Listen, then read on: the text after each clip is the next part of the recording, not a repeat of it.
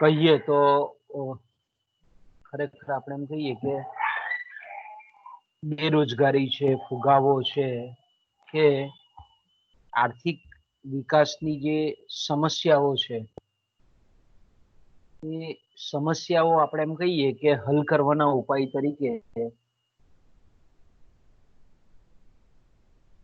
એની જે ઉપાયો છે એની રચનામાં આપણે એમ કહીએ કે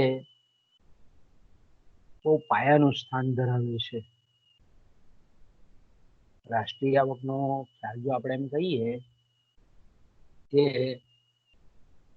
અર્થતંત્રની જે કંઈ પણ જે સમગ્ર લક્ષી સમસ્યાઓ છે, જે કંઈ પણ સમગ્ર લક્ષી સમસ્યાઓ છે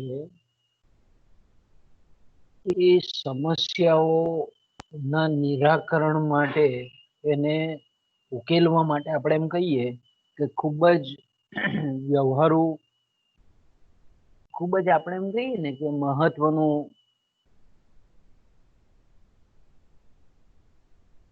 પરિબળ એ રાષ્ટ્રીય આવક છે. બીજું આપણને એ પણ ખબર છે કે કોઈ પણ પ્રજા હોય, કોઈ પણ દેશ છે, કોઈ પણ રાષ્ટ્ર છે, એની જે કંઈ પણ આર્થિક પરિસ્થિતિ છે અથવા તો આપણે એમ કહીએ કે પ્રજાની જે સુખાકારી છે એ પ્રજાની સુખાકારીનો જો સાચો આપણને ખ્યાલ જો મળતો હોય એમ કહી શકીએ કે રાષ્ટ્રીય આવક અને એના જે અંદાજો છે એના પરથી આપણે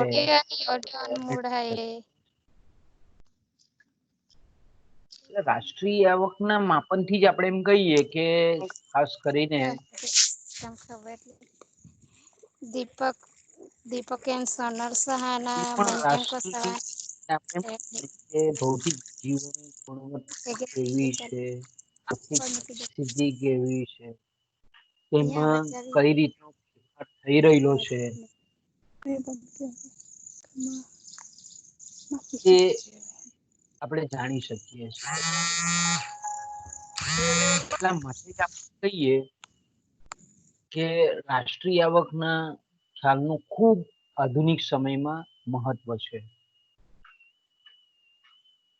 મોટે ભાગે આપણે જાણીએ છીએ તે પ્રમાણે કે રાષ્ટ્રીય જે આવક છે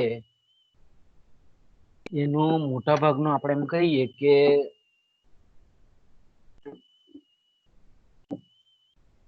ખ્યાલ અથવા તો જેને આપણે ગણતરી કહીએ છીએ, ગણતરી જનરલી આપણે એમ કહીએ કે સરકારના જે કંઈ પણ ખાતાઓ છે, આપણો દાખલા તરીકે ઇકોનોમિક્સ એન્ડ સ્ટેટિસ્ટિક્સ ડિપાર્ટમેન્ટ છે, એ સેન્ટ્રલનું પણ છે અને સ્ટેટ ગવર્મેન્ટનું પણ છે. તો આપણે એમ કહીએ કે સેન્ટ્રલનું જે આપણે એમ કહીએ કે આ ઇકોનોમિક્સ એન્ડ સ્ટેટિસ્ટિક્સ ડિપાર્ટમેન્ટ છે, સ્ટેટ લેવલનું હોય તો પ્રદેશની રાષ્ટ્રીય આવક એટલે કે રાજ્યની પ્રાદેશિક આવકના આંકડાઓ એ ભેગા કરે છે. જ્યારે આપણે એમ કહીએ કે સેન્ટ્રલનું જે છે, સેન્ટ્રલમાં આપણી કહીએ કે ઘણી બધી એવી સંસ્થાઓ છે, ઘણા બધા આપણે એમ કહીએ કે એવા ડિપાર્ટમેન્ટ છે કે આ બધી આખા અર્થતંત્રની આપણે એમ કહીએ કે રાષ્ટ્રીય આવક અને અલગ અલગ જે વિભાગોની પ્રવૃત્તિઓ છે એ વિષયક આંકડા બહાર પાડે છે. આપણે એમ કહી શકીએ કે દરેક દેશ આપણે જ્યારે રાષ્ટ્રીય આવકનો ખ્યાલ મેળવતા હોઈએ એટલે એના વિશેની સમજૂતી આપતા હોઈએ ત્યારે આપણે કોઈ ખાલી ભારતની જ રાષ્ટ્રીય આવકની અહીંયા આપણે ચર્ચા નથી કરતા, પણ ઓલ ઓવર જે રાષ્ટ્રીય આવકનો વૈશ્વિક કક્ષાનો જે ખ્યાલ છે એની આપણે અહીંયા સૈદ્ધાંતિક માહિતી આપણે પ્રાપ્ત કરીએ છીએ. એટલે કે આપણે એમ કહીએ કે ખાસ કરીને દરેક દેશની જે સરકાર છે એ મોટે ભાગે આપણે એમ કહીએ કે રાષ્ટ્રીય આવકની જે ગણતરી છે એ પોતાના જે ગવર્મેન્ટ ડિપાર્ટમેન્ટ છે એના દ્વારા કરાવતી હોય છે. ઘણા દેશોમાં આપણે એવું પણ જોવા મળે છે કે ધારો કે આપણે એમ કહીએ કે શિક્ષણ અને સંશોધન સંસ્થાઓ છે, એજ્યુકેશનલ ને કોઈક આપણે એમ કહીએ કે રિસર્ચ ઇન્સ્ટિટ્યુશન છે, એ લોકો પણ આપણે એમ કહીએ કે દેશની જે નેશનલ ઇન્કમ છે એની ગણતરી સરકાર એ આવી સંસ્થાઓ પાસે પણ કરાવે છે. આંતરરાષ્ટ્રીય લેવલની જો આપણે વાત કરીએ, ઇન્ટરનેશનલ લેવલની, આપણે એમ કહીએ કે યુનાઇટેડ નેશન્સ ઓર્ગેનાઇઝેશન, જેને આપણે યુનો કહીએ છીએ, અને the international bank for the reconstruction and development, એને આપણે IRBD કહીએ છીએ, અને શોર્ટમાં શું કહીએ છીએ? International bank for the reconstruction development, IRBD જેવી સંસ્થાઓ દ્વારા સમગ્ર વિશ્વના જે તમામ દેશો છે એની રાષ્ટ્રીય આવકની આંકડાકીય માહિતી પબ્લિશ કરે છે અલગ અલગ રિપોર્ટ દ્વારા.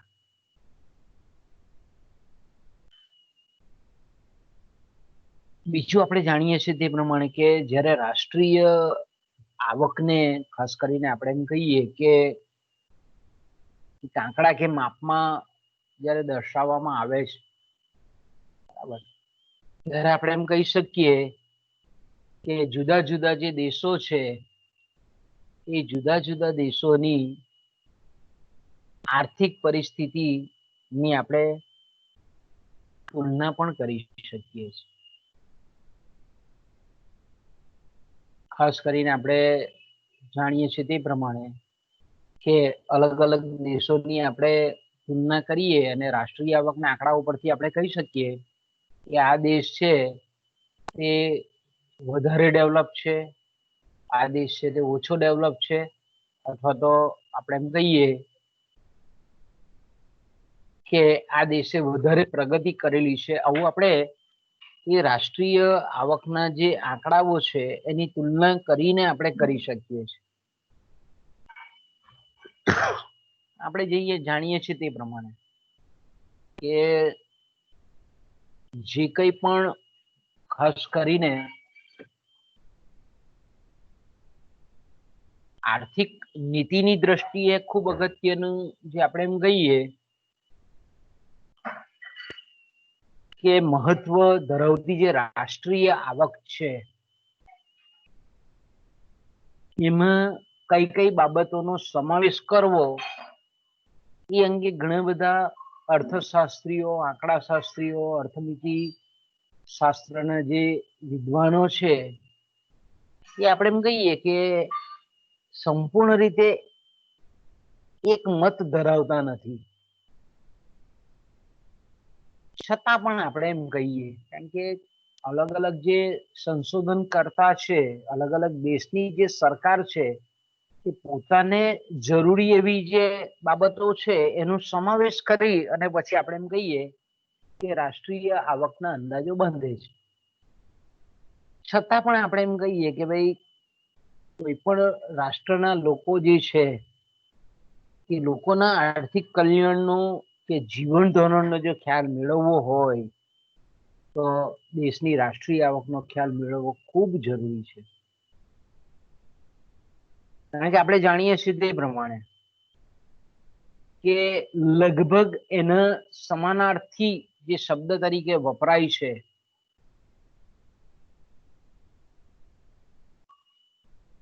એ છે રાષ્ટ્રીય સંપત્તિ. ભાઈ ખાસ કરીને આપણે એમ કહીએ કે રાષ્ટ્રીય સામાન્ય લોકોમાં કેવું છે કે ભાઈ જે દેશ પાસે નેશનલ વેલ્થ હોય, રાષ્ટ્રીય સંપત્તિ હોય, તે દેશ વધારે ચડિયાતો અથવા તો વધારે સંપન્ન, લોકોની સુખાકારી વધારે, આવી માન્યતા આપણે એમ કહીએ કે સામાન્ય લોકોમાં હોય છે. પણ આપણે જાણીએ છીએ તે પ્રમાણે કે કોઈ પણ રાષ્ટ્રની જો વાસ્તવિક આપણે પ્રગતિ જોવી હોય એની આબાદી જોવી હોય, સમૃદ્ધિ જોવી હોય, આપણે જાણીએ છીએ તે પ્રમાણે કે રાષ્ટ્રીય સંપત્તિના પ્રમાણ પરથી કે એના ખ્યાલ પરથી એનો અંદાજો નહીં આવે. પણ આપણે કહીએ છીએ તે પ્રમાણે કે ઘણા એવા રાષ્ટ્રો છે કે જ્યાં રાષ્ટ્રીય સંપત્તિ એટલે કે જે કુદરતે આપેલી છે તે નૈસર્ગિક સાધન સંપત્તિ છે એનો વિપુલ પ્રમાણમાં જથ્થો હોય, પરંતુ આપણે એમ કહીએ કે એ જે કંઈ પણ કુદરતી સાધનો છે અથવા માનવ સંબંધિત સાધનો છે, માનવ સંસાધન સંબંધિત સાધનો છે, એ સાધનોની આપણે એમ કહીએ કે ક્રિયાશીલતા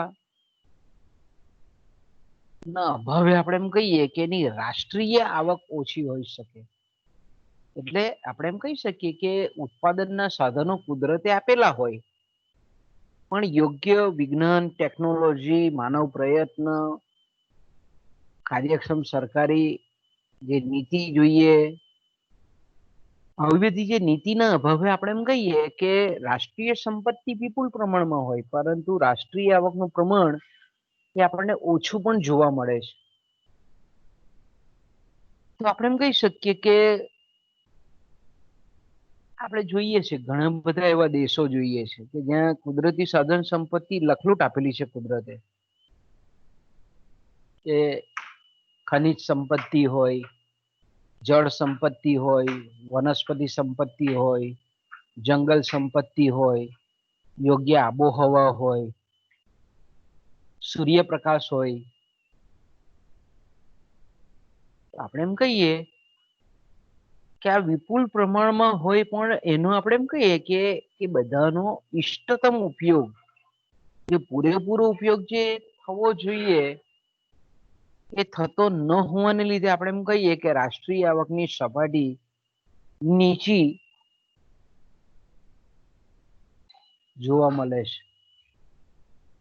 આપણે ઘણા બધા આફ્રિકા ખંડના દેશો છે,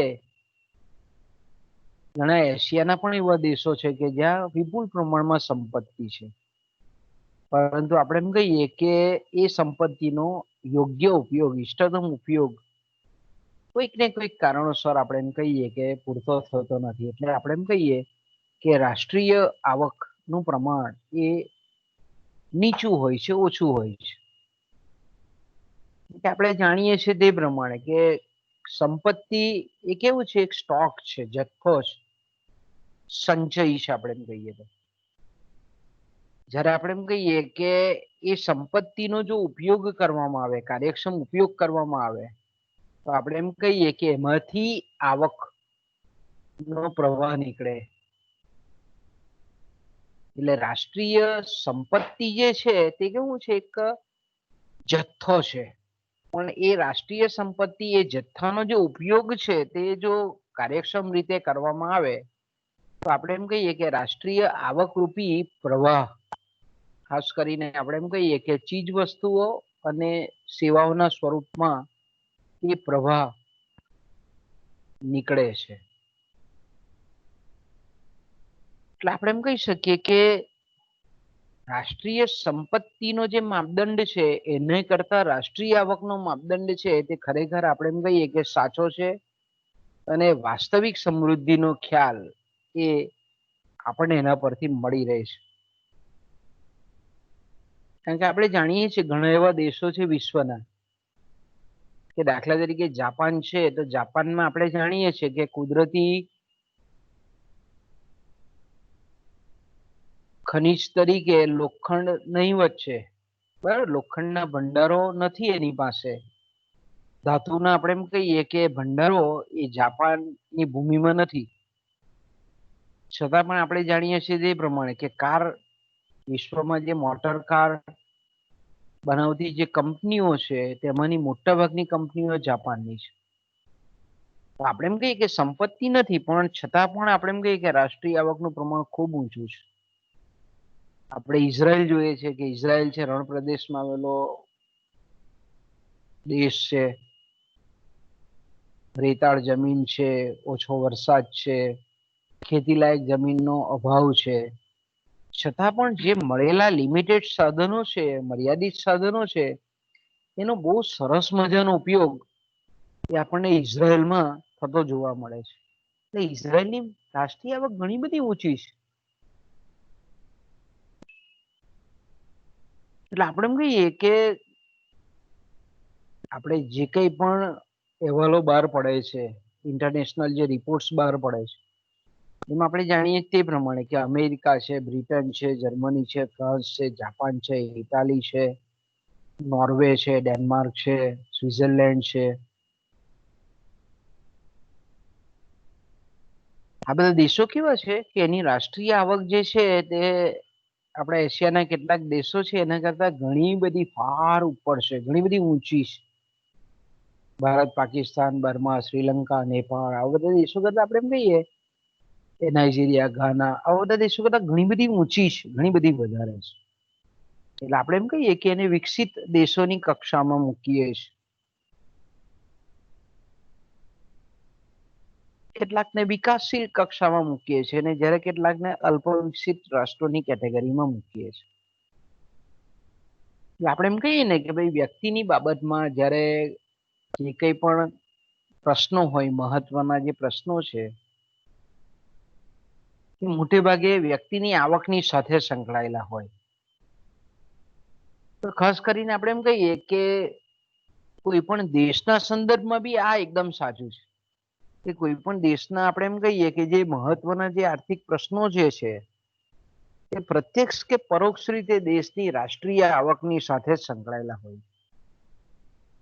એ પછી આપણે એમ કહીએ કે નીચી માથાદીઠ આવક હોય કે વણ વપરાયેલા ઉત્પાદનના સાધનો હોય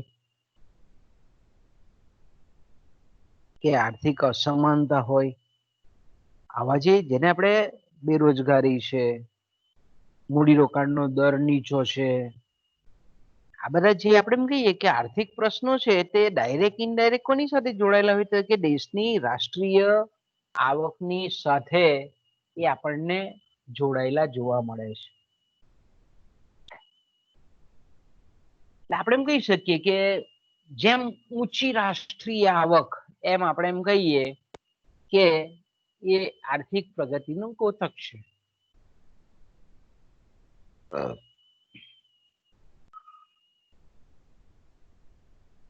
હવે આપણે જે રાષ્ટ્રીય આવક એક અગત્યનું જે બેરોમીટર છે, આપણે કહીએ પેરામીટર છે, ખાસ કરીને એક અગત્યનો માપદંડ છે.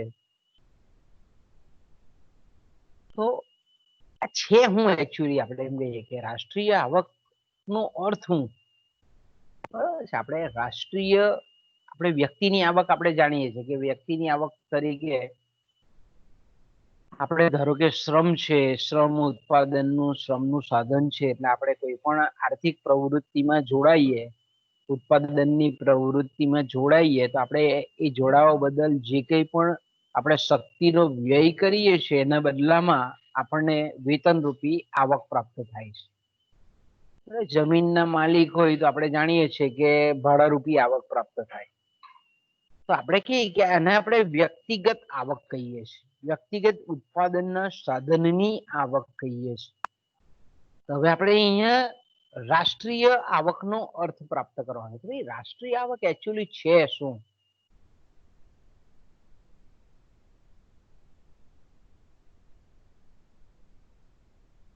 તો આપણે જાણીએ છીએ તે પ્રમાણે કે કોઈ પણ દેશના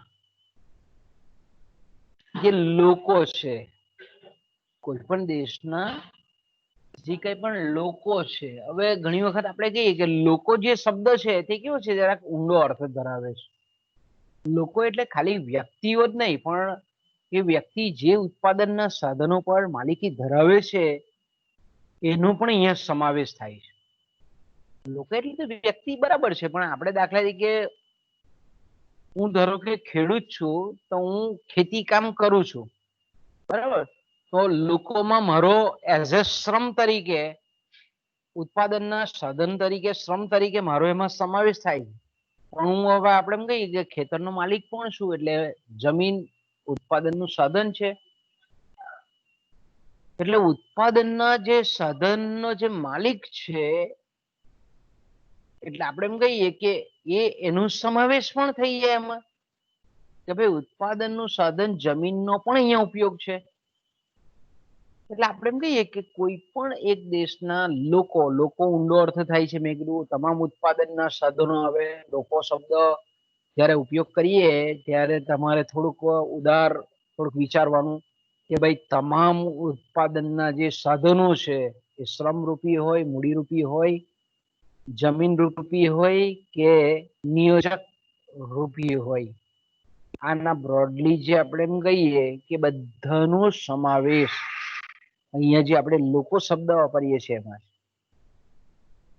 જે વિવિધ પ્રકારની આર્થિક પ્રવૃત્તિઓ કરે છે, તેને પરિણામે દેશમાં જે કંઈ પણ ચીજ વસ્તુઓ અને સેવાઓનું ઉત્પાદન થતું હોય છે, બરાબર આપણે કહીએ છીએ કે આપણે અલગ અલગ પ્રવૃત્તિ, આર્થિક પ્રવૃત્તિ, હવે આર્થિક પ્રવૃત્તિને સામાન્ય રીતે આપણે શું કરીએ છીએ, 3 ક્ષેત્રોમાં વેચીએ છીએ. પહેલી પ્રાથમિક આર્થિક પ્રવૃત્તિ, જેને કૃષિ અને કૃષિ સાથે સંકળાયેલી જે પ્રવૃત્તિઓ છે તેને આપણે પ્રાથમિક ક્ષેત્ર કહીએ છીએ આર્થિક પ્રવૃત્તિનું. દ્વિતીય ક્ષેત્ર, જેને આપણે ઔદ્યોગિક ક્ષેત્ર કહીએ છીએ, અને ત્રીજું ક્ષેત્ર જેને આપણે આનુષંગિક ક્ષેત્ર કહીએ છીએ, ટર્સરી સેક્ટર કહીએ છીએ, જેને આપણે સેવા ક્ષેત્ર કહીએ છીએ. તો અહીંયા તમે જોઈ શકો છો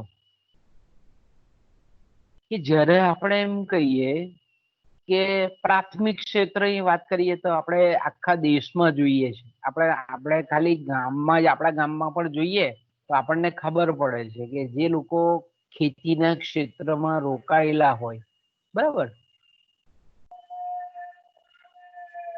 જે લોકો ખેતી કામમાં રોકાયેલા હોય, કૃષિ ક્ષેત્રમાં રોકાયેલા હોય, એને આનુષંગિક ક્ષેત્રમાં રોકાયેલા હોય. જો કૃષિ ક્ષેત્ર એટલે પાછું કૃષિ અને એને સંલગ્ન આર્થિક ક્ષેત્ર, એટલે બહુ મોટો બ્રોડ અર્થ મતલબ થાય એનો, બરાબર. તમામ પ્રકારના એ પાક આવી જાય, એ ધાન્ય પાકો આવે, શાકભાજી આવે. જ્યારે અહીંયા આપણે કૃષિ ક્ષેત્રની વાત કરતા હોય એટલે જેનું આપણે અહીંયા રાષ્ટ્રીય આવકની વાત કરીએ છીએ, એટલે આપણે એમ કહીએ કે ખાલી કૃષિ ક્ષેત્ર આવે એટલે કૃષિ ક્ષેત્રમાં જેટલી પણ વસ્તુઓ કે સેવાઓનું ઉત્પાદન થાય છે એ તમામ વસ્તુઓનું ઉત્પાદન અહીંયા આવી જાય. એટલે તમારે અહીંયા વિચારવાનું કેવું છે કે કૃષિ ક્ષેત્રમાં જે લોકો રોકાય છે તેમની જે પ્રવૃત્તિઓ છે તેને લીધે આપણે એમ કહીએ કે ઘઉં છે, ચોખા છે, ડાંગર છે, બાજરી છે, કપાસ છે, મગફળી છે, શેરડી છે, તમાકુ છે, કેળા છે, કાથી છે, નાળિયેર છે, તમામ વસ્તુ ખેતી ક્ષેત્રમાં એટલે તજ, લવિંગ, એલચી, બધી જ મસાલા પણ આવી જાય, તમામ પ્રકારના શાકભાજીનો સમાવેશ પણ થઈ જાય, અને એને સાથે સંલગ્ન તમામ પ્રવૃત્તિ. એટલે તમે વિચાર કરી શકો કે હાઇબ્રિડ બિયારણ બનાવતા ખેડૂતો પણ એમાં આવી જાય. એ જ રીતે આપણે એમ કહીએ કે પશુપાલકો પણ આવી જાય. કૃષિ એટલે આપણે એમ કહીએ કે તમામ પ્રકારના ફળનું ઉત્પાદન કરતા હોય, ફ્રૂટનું ઉત્પાદન કરતા પણ આવી જાય. એટલે ફ્રૂટની વાત કરીએ એટલે બધા જ ફ્રૂટ આવી જાય, કેરી છે, કેળા છે, પપૈયા છે, જાંબુ છે, તમામ વસ્તુ આપણે એમ કે જયારે કૃષિ શબ્દનો આપણે ઉપયોગ કરતા હોઈએ અને આપણને એમ લાગે કે રાષ્ટ્રીય આવક એટલે બહુ ઈઝી ખ્યાલ છે, એમાં શું છે, એમાં આપણે પણ તમે વિચાર કરો કે કરોડો સંખ્યામાં, અબજોની સંખ્યામાં આપણે એમ કહીએ કે ખેડૂતો છે આપણા ભારત દેશમાં. હવે કોણ ખેડૂત કેટલું કઈ વસ્તુનું ઉત્પાદન કરતો હોય એ તમામનો સમાવેશ એ ખાલી કૃષિ પેદાશનું ઉત્પાદનમાં થાય. તમામ પ્રકારનું, પાછું એક જ વસ્તુ નહીં, અસંખ્ય કૃષિ પેદાશની એટલી બધી વસ્તુઓ છે કે તમામનો સમાવેશ થાય. કોઈ આપણે એમ કહીએ કે આયુર્વેદિક છોડવાઓનું રોપીને એનું ઉત્પાદન કરતો હોય, આપણે જોઈએ છીએ ઘણા બધા. આયુર્વેદિક મેડિસિનલ જે ડીશ છે, આપણે એમ કહીએ કે પ્લાન્ટ છે એનું રોકાણ કરતો હોય, એનું આપણે એમ કહીએ કે ઉછેર કરતા હોઈએ.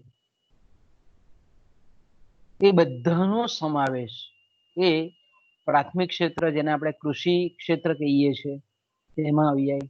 દ્વિતીય ક્ષેત્રમાં પાછું આવે ઉદ્યોગો.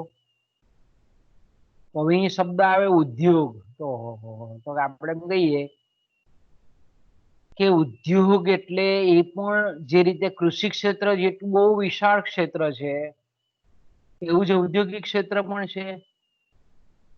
ટાંકણીથી માંડીને પ્લેન સુધીનું ઉત્પાદન કરતી તમામ વસ્તુઓ આવી જાય. ઔદ્યોગિક ક્ષેત્ર એટલે હું આપણે શબ્દમાં કેટલું સરળતાથી વાંચી જઈએ કે ભાઈ ઔદ્યોગિક ક્ષેત્રનું ઉત્પાદન. તો કે ઔદ્યોગિક ક્ષેત્રનું ઉત્પાદન એટલે આપણે એમ કહીએ કે ઉદ્યોગોને પાછા અલગ અલગ પ્રકાર પાડીએ આપણે. ગૃહ ઉદ્યોગો, નાના ઉદ્યોગો, હસ્તકલા ઉદ્યોગો, મધ્યમ કદના ઉદ્યોગો, મોટા કદના ઉદ્યોગો, પછી આપણે એમ કહીએ કે કૃષિ પેદાશો પર આધારિત ઉદ્યોગો, ઇન્ડસ્ટ્રીયલ આપણે એમ કહીએ કે ખનિજ આધારિત ઉદ્યોગો, પેટ્રોલિયમ આધારિત ઉદ્યોગો, દવા બનાવતા ઉદ્યોગો, ટાયર બનાવતા ઉદ્યોગો, મોટર કાર ઉદ્યોગ. આપણે ઉદ્યોગ શબ્દનો જ્યારે અર્થ કરીએ છીએ એનો મતલબ એવો થાય કે તમામ વસ્તુ આવી જાય. કાપડ આવી જાય, રસાયણો આવી જાય, સિમેન્ટ આવી જાય, દવા આવી જાય, યંત્ર સામગ્રી આવે, વાહન આવે, સંદેશા વ્યવહારના સાધનો આવે, ઘણી બધી આપણે એમ કહીએ કે વસ્તુઓ જે આપણે વાપરીએ છીએ રોજબરોજના જીવનમાં. ફ્રીજ આવી જાય, ટીવી આવી જાય, પંખા આવી જાય, બૂટ ચંપલ આવી જાય, તમામ વસ્તુઓ. ઔદ્યોગિક ક્ષેત્ર એટલે આપણે એમ કહીએ કે જ્યારે પણ આપણે કહીએ ને કે રાષ્ટ્રીય આવક એ કોઈ પણ પ્રજાની આર્થિક સુખાકારી, આર્થિક આબાદી, ભૌતિક જે જીવન છે એ કેવું છે એ દર્શાવતો આપણે કહીએ કે ખ્યાલ છે. આપણે એમ કહીએ કે આ દરેક ઉદ્યોગોમાં કેટલું ઉત્પાદન થાય છે એ દરેક ઉત્પાદનની આંકડાકીય માહિતી જોઈએ.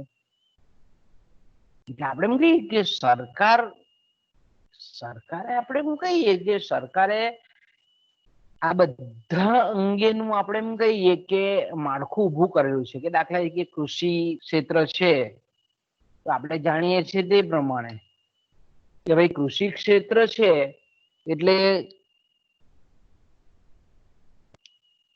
સરકારે આપણે જાણીએ છીએ તે પ્રમાણે કે ગ્રામ પંચાયતો છે, બરાબર, ગ્રામ પંચાયતો છે, પછી આપણે તાલુકા પંચાયતો છે, જિલ્લા પંચાયતો છે, તેમાં ખેડૂત જે છે એ ખેડૂતે નોંધણી કરાવવાની હોય કે ભાઈ આ વખતે તે કયા પાકમાં પેલું મહેસૂલ લેવા માટે આપણે એમ કહીએ ને.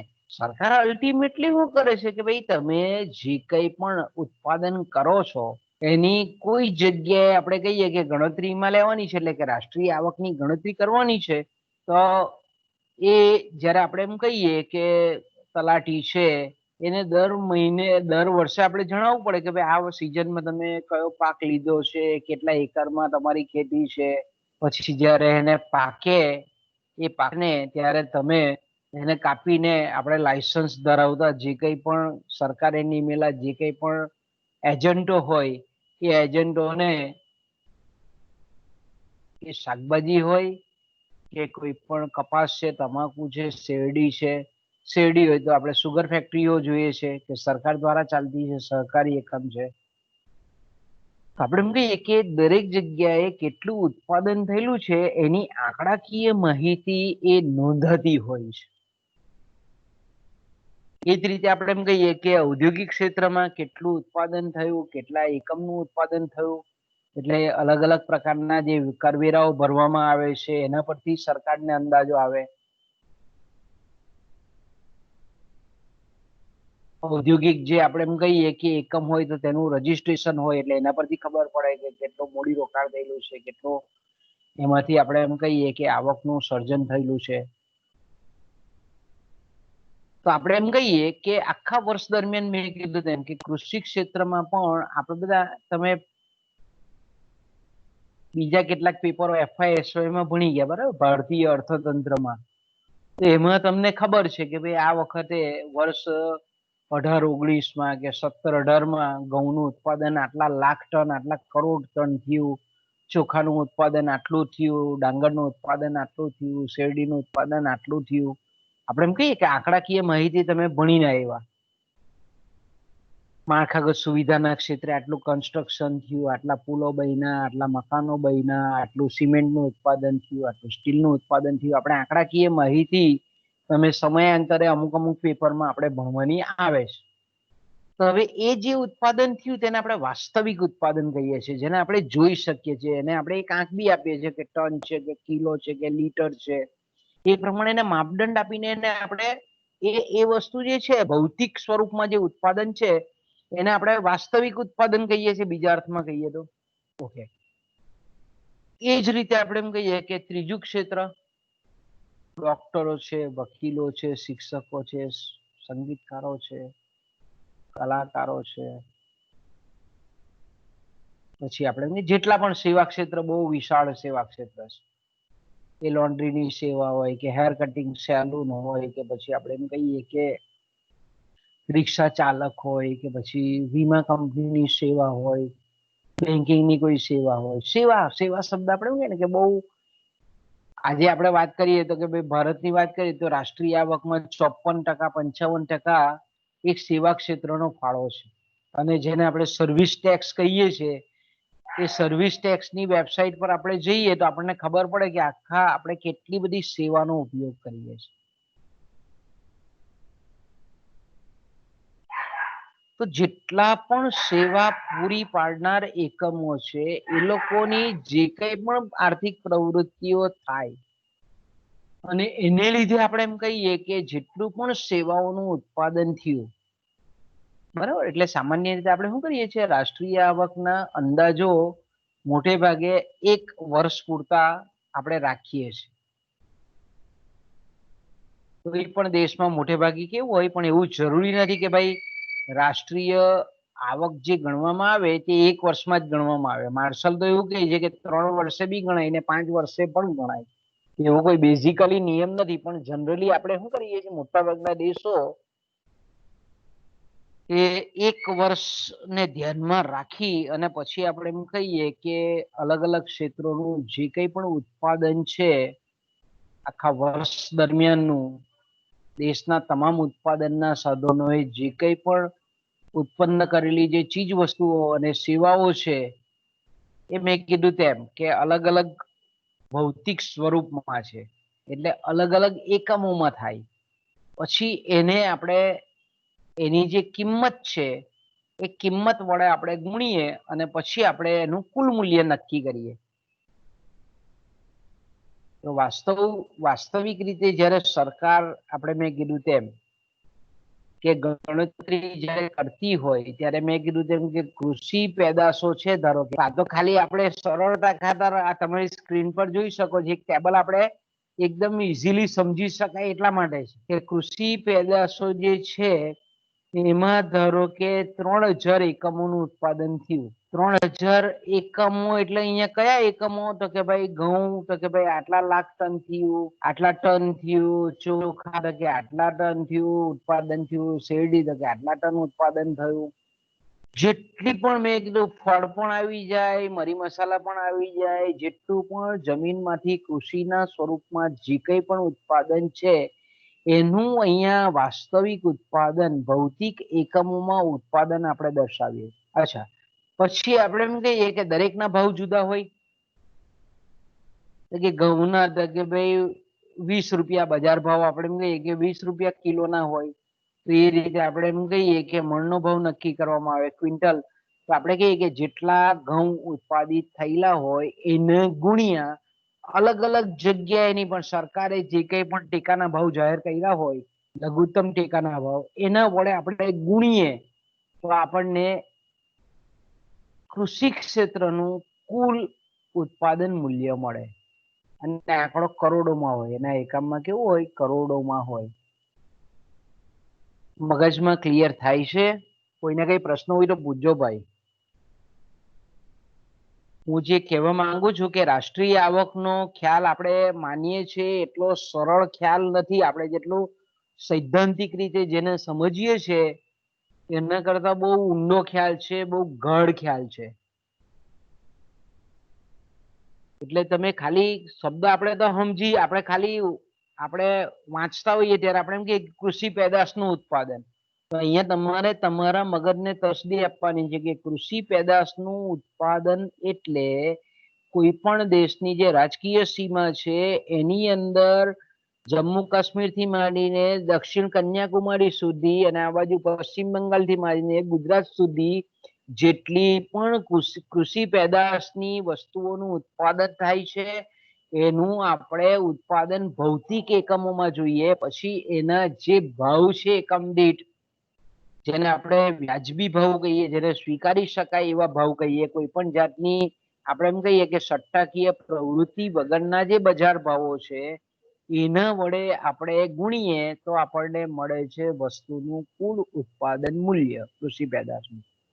એ જ રીતે મેં કીધું કે ઔદ્યોગિક પેદાશ એટલે તમામ વસ્તુ આવી જાય. લોખંડી ખીલીથી માંડીને એરોપ્લેન છે, બસ છે, ટ્રક છે, રબર છે, પ્લાસ્ટિક છે, દોરા છે, તમામ એટલે ઔદ્યોગિક ક્ષેત્રમાં જે ફેક્ટરીઓમાં ઉત્પાદન થતી તમામ વસ્તુ આવી જાય. બરાબર, ફેક્ટરીમાં જેટલી પણ ઉત્પાદિત થતી વસ્તુઓ છે એ કેટલા વર્ષ દરમિયાન કેટલા એકમોમાં ઉત્પાદિત થાય છે, કે લોખંડનું કેટલા ટન ઉત્પાદન થયું, પછી તાંબાનું કેટલા ટન ઉત્પાદન થયું, પછી પેટ્રોલિયમનું કેટલા ટન ઉત્પાદન થયું. આપણે એમ કહીએ ને કે તમામ વસ્તુ, ખનીજોનું કેટલું ઉત્ખનન થયું, એનું મૂલ્ય કેટલું આવ્યું, પછી એના દરેકના ભાવ અને પછી એનો બંનેનો ગુણાકાર, ભૌતિક ઉત્પાદન ગુણ્યા એના ભાવ, એટલે આપણને મળે એક ક્ષેત્રનું કુલ ઉત્પાદન મૂલ્ય. અને ત્રીજું આપણે એમ કહીએ છીએ કે સેવાઓ, સર્વિસ સેક્ટર. જેટલી પણ મેં કીધું તેમ આપણે અહીંયા તો ખાલી સરળતા ખાતર ડોક્ટરોની સેવા છે, વકીલોની સેવા છે, શિક્ષકોની, સંગીતકારોની, પણ અસંખ્ય સેવાઓ આખા વર્ષ દરમિયાન, કે ભાઈ હું તમને લેક્ચર આપું છું, તમે ટેલિફોનથી સાંભળો છો, એ પણ સેવા છે. હું તમને કોઈ વસ્તુ નથી આપતો, પણ જે વસ્તુ કે આપણે એમ કહીએ કે જેનાથી આપણે અનુભવી શકીએ એને આપણે સેવા કહીએ. કોઈ ભૌતિક વસ્તુમાં હું નથી આપતો, પણ હું જે તમને શિક્ષણ આપું છું તે તમે અનુભવી શકો છો, એટલે આવી જે વસ્તુ છે તેને આપણે સેવા કહીએ છીએ. જે દેખાતી નથી પણ અનુભવાતી હોય તેવી વસ્તુ, તેવું ક્ષેત્ર જે છે તેને આપણે સેવા ક્ષેત્ર કહીએ. એવી ઘણી બધી વસ્તુઓ છે, એવી ઘણી બધી સેવાઓ છે કે જે આપણે દિન પ્રતિદિન ઉપયોગ કરીએ છીએ. તો આ બધાનું જે કંઈ પણ આખા વર્ષ દરમિયાન તમામ સેવાઓ છે તેનું ઉત્પાદન મૂલ્ય, એ બધાનો જ્યારે આપણે ટોટલ કરીએ તો આખા વર્ષ દરમિયાનની આપણને કાચી રાષ્ટ્રીય પેદાશ, જેને આપણે કહીએ ને ગ્રોસ કુલ રાષ્ટ્રીય પેદાશ, અથવા તો કાચી રાષ્ટ્રીય પેદાશ, ગ્રોસ ડોમેસ્ટિક પ્રોડક્ટ, ઇંગ્લિશમાં જીડીપી આપણે કહીએ છીએ, તો આપણને આ આંકડો મળે. ઓકે, જો આ બરાબર સમજજો. હું આ જે આપણને મળે તે શું મળે? કાચી રાષ્ટ્રીય પેદાશ એ આપણને મળે છે. તો આપણે એમ કહી શકીએ કે ભાઈ આ તો આપણા દેશની અંદર ઉત્પાદન થયું તેની વાત કરીએ છીએ, બરાબર. હવે ધારો કે આપણે એમ કહીએ કે આપણા ઘણા બધા ઉદ્યોગપતિઓ છે, આપણી ઘણી બધી, આપણા દેશની ઘણી બધી કંપનીઓ છે કે જે વિદેશોમાં પ્લાન્ટ ધરાવે છે, વિદેશોમાં પોતાની સેવા આપે છે, વિદેશોમાં પોતાના એકમો ચલાવે છે. એ રીતે આપણે એમ કહીએ કે ઘણી બધી બહારની કંપનીઓ પણ ભારતમાં કામ કરે છે, બરાબર. ઘણી બધી જાપાનની કંપનીઓ છે, અમેરિકાની કંપનીઓ છે, ઇંગ્લેન્ડની કંપનીઓ છે, આપણા ભારત દેશમાં પણ એ રીતે કામ કરે છે. અને આપણા જેટલા કેટલાક સાહસિકો છે, આપણા દેશની જે મૂળ નેટિવ આપણા દેશની કંપનીઓ છે, તે વિદેશોમાં પણ કામ કરે છે. બીજું આપણે જાણીએ તે પ્રમાણે કે આપણા દેશમાંથી ઘણી બધી વસ્તુનું ઉત્પાદન થઈ અને એને વિદેશોમાં મોકલવામાં આવે, અને વિદેશોથી ઘણી બધી વસ્તુઓનું આપણે એમ કહીએ કે આયાત કરવામાં આવે. એટલે આપણે એમ કહી શકીએ કે જે કંઈ પણ વિદેશ વેપાર થાય છે, જેને આપણે આંતરરાષ્ટ્રીય વેપાર કહીએ છીએ, એ આંતરરાષ્ટ્રીય વેપારનું પ્રમાણ એટલે એનું નિકાસ મૂલ્ય અને આયાત મૂલ્ય કેટલું છે અને બેનો તફાવત કેટલો આવે છે તે પણ આ આંકડામાં આપણે મૂકવો પડે. આજે આપણે બતાવ્યું છે સિમ્પલ ઉદાહરણ ખાતર, તમે કોઈ પણ રીતે પરીક્ષામાં મેં કીધું તેમ ગોખવાની જરૂર નથી, જે મગજમાં આવે કે એકમોનું ઉત્પાદન તમે બતાવી શકો, એની કોઈ પણ સમજવા પૂરતી આપણે કોઈ પણ કિંમત મૂકી શકીએ, પછી આપણે એનું કુલ ઉત્પાદન મૂલ્ય અને પછી 3 નો સરવાળો કરીએ તો આ આવ્યું, બરાબર. આપણે કહીએ કે 51,000 મેં બતાવ્યું છે 51,000 કરોડ રૂપિયા. ધારો કે આપણે અહીંયા એકમ 1 કરોડ રૂપિયામાં લઈએ તો 51,000 કરોડ રૂપિયાની રાષ્ટ્રીય આવક થયેલી છે. હવે આમાં આપણે એમ કહીએ કે મેં કીધું તેમ કે આંતરરાષ્ટ્રીય વેપાર એટલે કે કુલ નિકાસ મૂલ્ય અને કુલ આયાત મૂલ્ય એ બેનો તફાવત આપણે કરીએ તો આપણે એમ કહીએ કે આયાત કરતા જો નિકાસનું પ્રમાણ વધારે હોય તો જે આંકડો આવે તેને આપણે આમાં ઉમેરવો પડે, 51,000 ની અંદર ઉમેરવું પડે. એના કરતા ઉલટું કે જો નિકાસ મૂલ્ય કરતા આયાત મૂલ્ય જો વધારે હોય તો એના આપણે બાદબી કરવી પડે. આયાત મૂલ્ય વધારે છે એટલે આપણે અહીંયા એને બાદ કરવી પડે. એટલે આપણે એમ કહી શકીએ કે કોઈ પણ દેશની, કોઈ પણ રાષ્ટ્રની કુલ આવક છે, કાચી રાષ્ટ્રીય પેદાશ છે, એ જાણવા માટે આપણે 4 વસ્તુ બહુ મહત્વની છે, ખૂબ અગત્યની છે. 4 વસ્તુઓ. પહેલી જે વસ્તુ છે તે કે વર્ષ દરમિયાન જે કંઈ પણ ઉત્પાદન થયેલી ચીજ વસ્તુઓ છે અને સેવાઓ છે એનું મૂલ્ય આવે. આપણે જે આ ટેબલમાં બતાવ્યું તે આ જે મૂલ્ય આપણે 51,000 કરોડ બતાવ્યું તે બધું અહીંયા આવે. પહેલા એમાં મુદ્દામાં કે વર્ષ દરમિયાન ઉત્પન્ન થયેલી ચીજ વસ્તુઓ અને સેવાઓનું મૂલ્ય પહેલા મુદ્દામાં. બીજી બાબતની આપણે વાત કરીએ તો વર્ષ દરમિયાન ઉત્પન્ન થયેલા નવા સાધનો જેમ કે યંત્રો છે, ઓજારો છે, વાહનો છે વગેરેનું મૂલ્ય એ ઔદ્યોગિક ક્ષેત્રમાં અહીંયા આવી જાય છે. ઔદ્યોગિક ક્ષેત્રમાં જે કંઈ પણ મૂડી સાધનો, યંત્રો, મશીનો, વાહન વ્યવહારના સાધનો જે કંઈ પણ ઉત્પાદિત થયા છે એનો સમાવેશ એ આપણને એમાં આવી જાય છે ઔદ્યોગિક ક્ષેત્રમાં. નવા સાધનો એટલે નવા સાધનોનો શબ્દ કેમ અહીંયા વાપરો છે? કારણ કે સામાન્ય રીતે આપણે એમ કહીએ કે જે કંઈ પણ સાધનો ઉત્પાદિત થાય છે તો ઘણા આપણે એમ કહીએ કે જૂના સાધનો છે તે દર વર્ષે આપણે એમ કહીએ કે અમુક પ્રમાણમાં, અમુક સંખ્યામાં એ ઘસાઈને બિનઉપયોગી થઈ જાય છે. એટલે એ દૂર થઈ જાય મૂડી સાધનો, કારણ કે આપણે જાણીએ તે પ્રમાણે ઉત્પાદનની પ્રક્રિયામાં મૂડી વર્ષોથી જોડાયેલી હોય, મશીનો કામ કરતા હોય તો દર વર્ષે આપણે એમ કહીએ એ મશીનો હોય કે વાહનો હોય, આપણે એમ કહીએ કે દર વર્ષે જેવા નવા ઉત્પાદિત થાય એવા જૂના વાહનો પણ ચલણમાંથી ધીરે ધીરે મશીનો છે, ઓજારો છે એ નીકળતા જાય, ભંગારમાં નીકળતા જાય. તો આપણે એમ કહીએ કે જેટલા પણ એકમો જે જૂના છે જેને આપણે પુનઃસ્થાપન માંગ આપણે સંચાલકીય અર્થશાસ્ત્રમાં જોઈએ તો આપણે એમ કહીએ કે જે રિપ્લેસમેન્ટ ડિમાન્ડ છે અથવા જે ઘસારાને લીધે જે કંઈ પણ એની પૂર્તતા માટેના જે કંઈ પણ સાધનો છે તેનો સમાવેશ તો આપણે કરીએ જ છે અહીંયા બી, પણ સાથે સાથે જે નવા ઉત્પાદિત થયેલા સાધનો છે એટલે અહીંયા શબ્દ છે નવા સાધનો, જેમ કે યંત્રો, ઓજારો, વાહનો વગેરેનું ઉત્પાદન મૂલ્ય. એટલે જેટલા પણ નવા મૂડાયેલા સાધનો એટલે ઘસારા પૂર્તિ સિવાયના જેટલા પણ ઉમેરાયા છે નવા, એનો સમાવેશ અહીંયા, જેને આપણે વિસ્તરણ માંગ એવો શબ્દ તે વખતે વાપરેલો હતો, તો એનો અહીંયા સમાવેશ કરવામાં આવે છે. પછી મેં ત્રીજી બાબત કે ભાઈ જ્યારે આંતરરાષ્ટ્રીય વેપાર થતો દેશમાંથી જેટલી પણ વસ્તુઓ અને સેવાઓની નિકાસ થઈ હોય તે, બસ દાખલા તરીકે સેવાઓ શબ્દ પાછો આવે છે, સેવાઓની નિકાસ, કે દાખલા તરીકે વિદેશનો કોઈ વિદ્યાર્થી હોય અને આપણે બરોડા પારુલ યુનિવર્સિટીમાં ભણતો હોય તો આપણે એમ કહીએ કે ભારતે એની સેવાની નિકાસ કરેલી કહેવાય.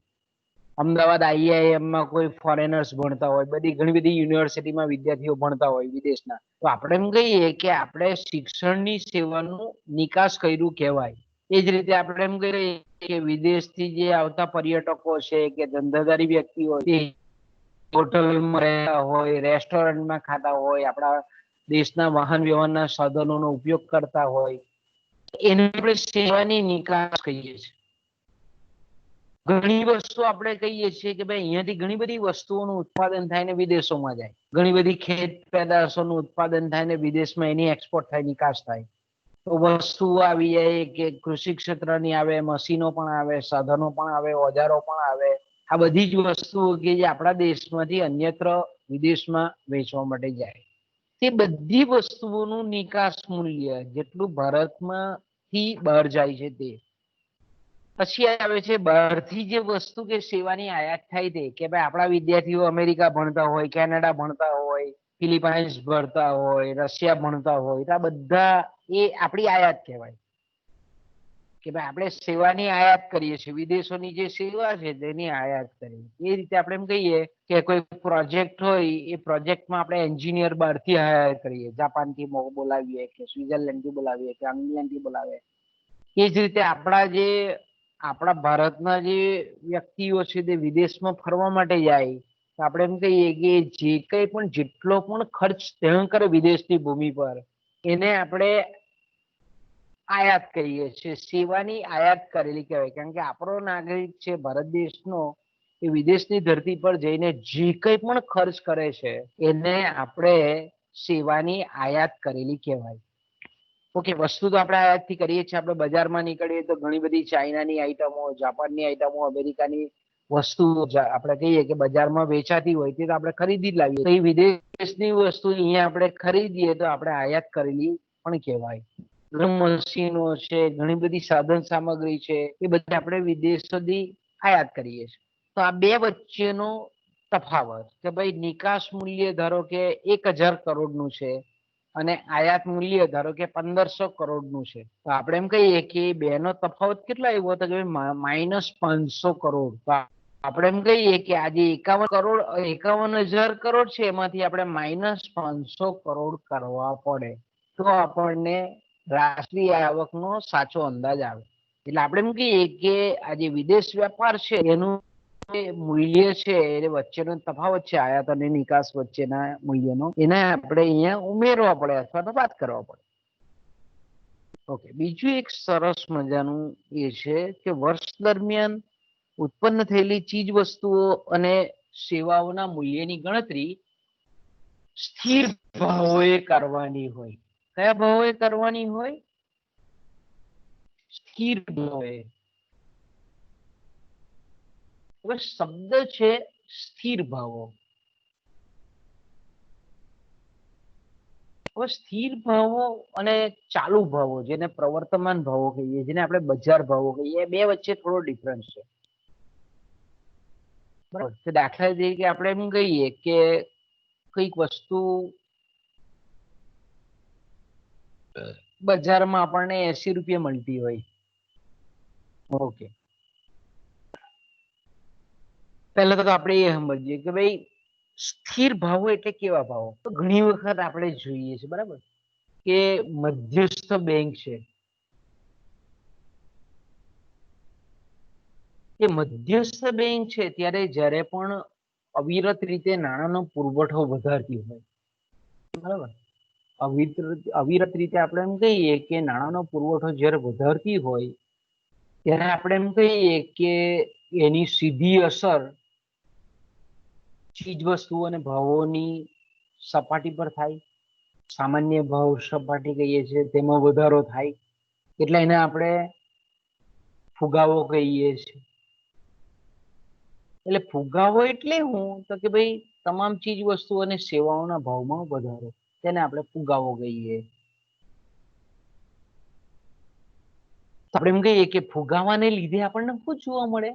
કે ભાવો આપણને ઊંચા જોવા મળે. આ ભાવો કેમ ઊંચા જોવા મળ્યા? તો કે ભાઈ સરકારે નાણાંનું પ્રમાણ, નાણાંનું પરિમાણ, નાણાંનો પુરવઠો વધાર્યો એટલે એની અસર જે વસ્તુનો માંગ અને પુરવઠાના અસંતુલનમાં થાય અને એની અસર જે વસ્તુના ભાવો પર થાય. પુરવઠો એઝ ઇટ ઇઝ છે, વસ્તુનો ભૌતિક પુરવઠો છે વસ્તુઓનો તે યથાવત છે, પહેલાના જેટલો જ છે, પણ સરકારે કેન્દ્ર મધ્યસ્થ બેંકે આપણે એમ કહીએ કે નાણાંનો પુરવઠો વધાર્યો એટલે વસ્તુનો પુરવઠો સરખો છે, માંગનું પ્રમાણ વધે છે, કેમ કે નાણાકીય આવક વધે છે. સરકાર જ્યારે નાણાંનું પરિમાણ વધે છે ત્યારે લોકોની નાણાકીય આવક વધે છે. નાણાકીય આવક વધે છે એટલે આપણે એમ કહી શકીએ છીએ કે લોકો ચીજ વસ્તુ અને સેવાઓની માંગ કરે છે. સેવાઓની માંગ વધારે કરે છે લોકો પહેલા કરતા. તો આપણે ચીજ વસ્તુ અને સેવાની માંગ વધે છે પણ એનો વાસ્તવિક પુરવઠો તો ઓછો છે, એટલે એનું પ્રેશર ક્યાં આવે કે ભાઈ ચીજ વસ્તુ અને સેવાના ભાવ પર આવે, અને ભાવો એ કેવા થાય ઉત્તરોત્તર વધારે થતા જાય. તો હવે આપણે એમ કહીએ કે ભાવ વધે છે, ભાવ વધે છે એટલે મેં કીધું તેમ કે આપણે આજે ભૌતિક આ ટેબલમાં તમે જોઈ શકો છો કે ઉત્પાદન એકમો જ્યારે આપણે ભૌતિક સ્વરૂપમાં બતાવેલા છે. તો હવે અહીંયા આપણે એમ કહીએ કે ભાવ અહીંયા 5 છે તો એની જગ્યાએ 15 રૂપિયા થઈ જાય તો શું થઈ જાય? 3000 કૃષિ પેદાશોનું ઉત્પાદન ધારો કે 3000 એકમનું છે, અત્યારે ભાવ એકમ દીઠ ભાવ 5 રૂપિયા છે, તેની જગ્યાએ મેં કીધું તેમ કે મધ્યસ્થ બેંકે નાણાંનો પુરવઠો વધાર્યો અને આ એકમ દીઠ ભાવ 5 ની જગ્યાએ 25 થઈ જાય. તો અહીંયા ભૌતિક ઉત્પાદન સેમ જ છે, 3000 છે, પણ આ જે ભાવ વધારો થયો એને લીધે અહીંયા આ આંકડો બદલાઈએ 15,000 ની જગ્યાએ 25 5 125 એટલે 1,20,000 રૂપિયા થઈ જાય. તો એકચ્યુઅલી ઉત્પાદન વાસ્તવિક ઉત્પાદન વધેલું નથી, પણ ફુગાવાને લીધે આપણને રાષ્ટ્રીય આવકનો આંકડો બહુ ઊંચો દેખાય. તો આ વાસ્તવિક ચિત્ર અર્થતંત્રનું રજૂ નહીં કરતું. આવું ક્યારે બને તો કે ભાઈ અર્થતંત્રમાં જો ભાવો વધતા હોય ત્યારે. પહેલું કારણ આ. ઓકે, બીજું કારણ આપણે એમ કહીએ કે ધારો કે સરકાર જે છે તે સરકાર અલગ અલગ કરવેરા નાખે છે, કે સરકાર અલગ અલગ પ્રકારના કરવેરા નાખે છે. તો આપણે એમ કહીએ કે કરવેરાને લીધે પણ વસ્તુનો ભાવ ખૂબ ઊંચો દેખાય. કે ધારો કે આપણે એમ કહીએ કે પેટ્રોલની અસલ કિંમત 30 રૂપિયા છે, બહારથી આપણે ઇન્ટરનેશનલ ભાવ પ્રમાણે ડોલરના જે બેરલ દીઠ ભાવો છે એ પ્રમાણે જો આપણે એને લિંક કરીએ, સાંકળીએ, તો આપણે એમ કહીએ કે લીટર દીઠ પેટ્રોલ 30 રૂપિયામાં પડે. પણ આપણે એમ કહીએ કે સેન્ટ્રલનો વેલ્યુ એડેડ ટેક્સ છે, સ્ટેટનો વેલ્યુ એડેડ ટેક્સ છે, એના પર જીએસટી છે, આ બધું ઉમેરીએ તો આપણે જોઈએ છે કે 75-76 રૂપિયા આપણને પડે છે. તો આપણે એમ કહીએ કે સરકારના કરવેરાને લીધે વસ્તુનું ભૌતિક ઉત્પાદન સ્ટેબલ છે, સીધું ને સ્થિર જ છે, પણ આ રીતે કરવેરાને લીધે આપણને રાષ્ટ્રીય આવકનો આંકડો એ વસ્તુના ઉત્પાદનનો આંકડો કેવો મળે? આપણને ઊંચો મળે. તો આપણે એમ કહીએ કે એ પણ રાષ્ટ્રીય આવકમાં જો આ રીતના જો આપણે ગણતરીમાં લઈએ તો એ વાસ્તવિક મૂલ્ય આપણને બતાવતું નથી. પછી ત્રીજું આપણે પરિબળ જાણીએ છીએ કે સબસિડી. બરાબર, સબસિડીમાં પણ આપણે જાણીએ છીએ કે ધારો કે આપણે એમ કહીએ કે સરકાર છે, સરકારના જે એકમો છે એ ધારો કે આપણે એમ કહીએ કે ક્રિપ્કો કંપની છે, કૃષક ભારતી કોઓપરેટિવ લિમિટેડ, બરાબર. એ ઉપરાંત આપણે ભરૂચમાં જઈએ તો જીએનએફસી છે, વડોદરામાં જઈએ તો જીએસએફસી છે. હવે આ બધા ખાતર બનાવતા એકમો છે, સરકારના છે. તો આપણે જાણીએ છીએ કે ખાતર ઉત્પાદન કરવાનો ખર્ચ 50 કિલોની ગુણ છે, ધારો કે 1,000 રૂપિયા આવે છે સરકારને, પણ ખેડૂતોને 800 રૂપિયામાં આપે છે. તો આપણે એમ કહીએ કે એનો ઉત્પાદન ખર્ચ કેટલો છે? ઉત્પાદન મૂલ્ય તો કે 1,000 રૂપિયા છે, પણ ખેડૂતોને 200 રૂપિયાની સબસિડી આપે એટલે ખેડૂતોને 800 રૂપિયામાં પડે. ત્યારે આપણે જયારે કૃષિના આપણે કે ખાતરના ઉત્પાદનના આંકડા લેતા હોઈએ ત્યારે આપણે સબસિડી વાળું જો મૂલ્ય લઈએ તો આપણને રાષ્ટ્રીય આવકનો આંકડો નીચે જોવા મળે. આપણને સાચો આંકડો જોવા નહીં મળે આમાં કે ભાઈ ઉત્પાદન એનો જે ખર્ચ છે, ઉત્પાદન ખર્ચ તે 1,000 રૂપિયા છે, એટલે ઉત્પાદન મૂલ્ય એનું 1,000 રૂપિયા છે, પણ સબસિડીને લીધે આપણને એ વસ્તુ ઓછી મૂલ્યવાળી દેખાય. તો સબસિડીનું મૂલ્ય છે એ જો આપણે એમ કહીએ કે એને જો રદબાતલ કરીએ અથવા એની અવગણના કરીએ તો શું થાય? રાષ્ટ્રીય આવકનો ચોક્કસ વાસ્તવિક આંકડો આપણને મળે નહીં. એટલે આવી જે આપણે એમ કહીએ કે સબસિડી છે, કરવેરા છે, આવા જે કંઈ પણ ફુગાવાની પરિસ્થિતિ હોય, સટ્ટાકીય પ્રવૃત્તિનો પ્રસાર થતો હોય, ત્યારે આપણે એમ કહીએ કે અર્થતંત્રમાં વસ્તુના ભાવ આપણને વધેલા જોવા મળે. એટલે જેને આપણે બજાર ભાવ કહીએ છીએ, જેને આપણે ચાલુ ભાવ કહીએ છીએ, જેને આપણે પ્રવર્તમાન ભાવ કહીએ છીએ, એ પ્રવર્તમાન આપણને ઊંચા ભાવ જોવા મળે છે. તો આપણે કહીએ કે એ ભાવો એ રાષ્ટ્રીય આવકની એટલે કે વર્ષ દરમિયાન ઉત્પન્ન થયેલી ચીજ વસ્તુઓ અને સેવાઓ છે એની બજાર ભાવો એ નહીં પણ સ્થિર ભાવો. સ્થિર ભાવો એટલે કેવી? મેં કીધું તેમ કે ફુગાવાને લીધે ભાવ વધારો થયેલો હોય તેની અસરને બાદ કરવી, કરવેરાને લીધે જે અસર છે વધારે ભાવોના સ્વરૂપમાં એને બાદ કરવી, સબસિડીના લીધે જે કંઈ પણ નીચું મૂલ્ય છે તેને બાદ કરવી. તો એના પછીના જે ભાવો છે એને આપણે કહીએ છીએ સ્થિર ભાવો એ ઉત્પાદન. મગજમાં ક્લિયર થાય છે? સ્થિર ભાવો એ રાષ્ટ્રીય આવક એટલે હું? તો કે ભાઈ આ બધા જ જે નાણાકીય પરિબળો છે એ નાણાકીય પરિબળોને લીધે જે કંઈ પણ આંકડો આપણને ઊંચો મળે છે રાષ્ટ્રીય આવકનો, એ સાચું ચિત્ર અર્થતંત્રનું રજૂ કરતો નથી. એટલે આપણે એમ કહીએ કે ચોથી અગત્યની બાબત એ છે ધ્યાનમાં રાખવા કે જ્યારે પણ આપણે કુલ રાષ્ટ્રીય આવક કે રાષ્ટ્રીય પેદાશની ગણતરી કરતા હોઈએ ત્યારે જેટલી પણ ચીજ વસ્તુ અને સેવાઓનું ઉત્પાદન થાય છે એની સ્થિર ભાવોએ ગણતરી કરવાની હોય છે. તો મિત્રો અહીંયાથી આપણે અટકીએ, કારણ કે એસવાય વાળા બાળકો રાહ જોતા હશે. હવે આજે આપણો એક જ પીરિયડ છે એટલે આપણે અહીંયાથી અટકીએ. કાલે પાછા જોઈશું આપણે. તો અહીંયાથી આપણે પૂરું કરીએ છીએ, બરાબર? Okay sir. હલો, છે હા ભાઈ સર, કોઈને કઈ ઓકે. તકલીફ? હવે હું એમ કહું કે ભાઈ પેલા જે એડમિન છે આપણા ગ્રુપના, મેં એક પેલો નંબર મૂક્યો છે ગ્રુપમાં, એને એડ કરી દેજો જરા. સર એડ કરી દીધો છે. થઈ ગયું એટલે ચાલુ થઈ, પણ એ એડ કરી દીધો ને? હા સર, તમે મોકલ્યો તો ને. છોકરાને પૂછી લેવાનું હતું કે ભાઈ થાય છે કે નહીં, જોઈન્ટ થવાય છે કે નહીં. હા ભાઈ એ પ્રોબ્લેમ હોય અંદર અંદર કિરણ જરાક સોલ્વ કરી આપજો બેટા. એને મયંક બેટા એને સોલ્વ કરી આપજો એ લોકો એ છે. હે ને? હા ચાલો, હા ઓકે. સર. અહીંયાથી અટકીએ આપણે. Okay sir.